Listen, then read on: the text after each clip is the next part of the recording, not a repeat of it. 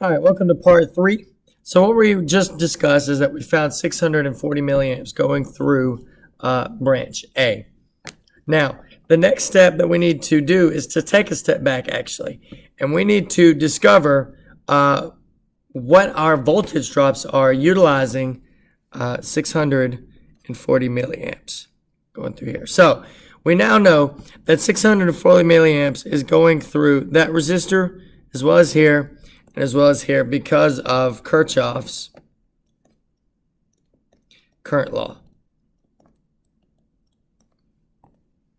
Now,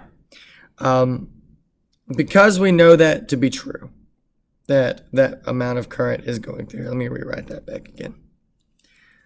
640 milliamps. Because we know that that amount of current is going through this resistor, we can use Ohm's law to figure out how much voltage is being dropped here. This will be known for REQ1 as VREQ. And to do that, we take the amount of current that's going through here and multiply that by our resistance in that resistor. So that means we do 7.8 ohms times 0.64 amps. And that will give us VREQ1, which is the equivalent of 5.07 amps. Volts. 5.07 volts. That's how much voltage is being dropped there. So we can take that same current and apply that same logic to the other portions of these resistors. So we can take 0.64 amps and then multiply that by 330, and that will actually give us VR5. And VR5 is equal to 212.52 volts. Now, it does seem like a lot, but keep in mind that this R5 resistor has 330 ohms compared to the REQ1 resistor, which has 7.8 ohms. So that's a massive difference compared to REQ1, which is why this resistor takes up so much of that voltage drop. Now, continuing that same thought process, we do 0.64 times 8.36 because that's how much resistance is in REQ2, and that will give us the resistance value or the voltage value of REQ2 as being 5.39 volts roughly. 5.39 volts is the voltage drop across those two. Now, we have the voltage drops that are found on each of these resistances. So recall that REQ1 is the equivalent of this branch up here, which means that we now have 5.07 volts. So let's go ahead and write that down, 5.07 volts on each individual branch here. Because voltage in parallel, as we've talked about in class multiple times, stays the same. So now we can figure out our individual currents, can we not? Because we know that we have 5.07 going across each of these resistors, and we know each resistance value that's found there. So getting rid of this 640 milliamps, because that is the total current that you would find here. That's not the current you're going to find through each resistor. So starting with 5.07 volts, let's look at our resistance value at R1, and that is equal to 15. So what you would do here is 5.07 divided by 15, because that's the resistor here.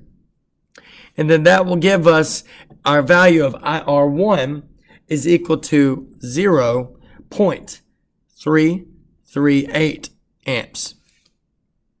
And you would follow that same line of logic for the rest of this parallel branch. 5.07 divided by the resistance value. So it's going to be 5.07 divided by Rx. And we'll refer to Rx as R whatever resistance value that you're looking for. And that's going to cycle through all of these. Now, keep in mind that R5 does have the full branch A current going through it of 640 milliamps. So we've already found our R5. We already know the voltage. So we're done with R5. Now, following this same line of logic, just to give you kind of a heads up, we know that 5.07 39 volts is in REQ2. So that means that let's take a look one more time. 5.39 volts is going to be on each of these as well, because again, voltage in parallel does not change. So what you would do again is 5.39 volts divided by Rx, where the first one would be R6, so 5.39 divided by R6. The next one would be R7, R8, and then you are good. So that will give you all of your current values for all of your resistors. You already have all of your resistor values. You've got your voltage total, your current total, and your resistance total. You now have all of the voltages, currents, and resistances of the REQ1, 2, and your total of REQ3. And REQ3 is equal to branch A. Those are the same thing. Now that you found that, to go on to power, one thing that I might suggest is that to find power, you need 2 out of... Oh, I don't like that. That's weird. All right, let's try a different one.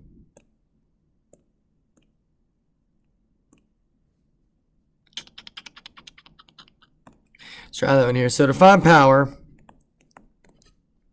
you need to have at least 2 out of the 3 of Ohm's law. For instance, if you've got voltage and then you've got current, you can multiply that to get power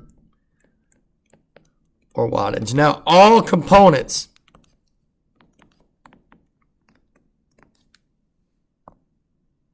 oh, I thought something kicked off. My bad. All components have a wattage associated with them. And that should give you everything that you are looking for as far as the homework. So that gave you what we're looking for is total current. We found the current through R8, and then utilizing what I just told you there, utilizing power on R1. So if we wanted to look at R1, we have currently the voltage of R1, which is VR1, which is equal to 5.07. We also have current on R1, which is 0.338. So you multiply those together, and that would give you your power for PR1. So I hope this is helpful. If not, please email me any questions that you have, and see you later.